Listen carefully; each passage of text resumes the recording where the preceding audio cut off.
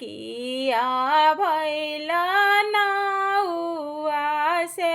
पंडित माइया के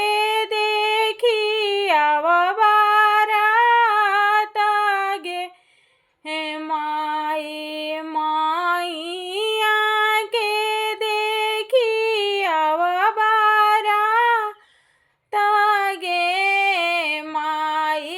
हाथिया चसयावे घोड़ावा पाच हस से माइया के बरवा बड़ी छोट गे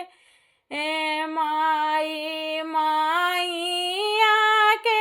बरवा बड़ी छोट गे माइया गाना घूमिए घूमी रोवली दुलर तीन बेटी के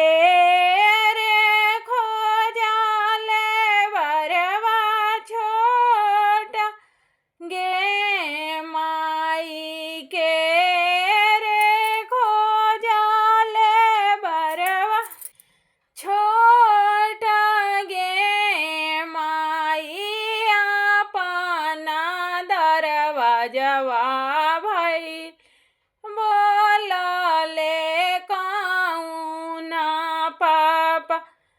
हम ही खोजानी बरवा छोट गे माई छोट से बड़ा होई जाई है गे बेटी से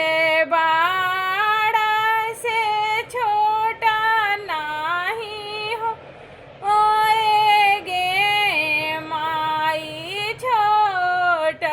से बड़ा होई जाई है हो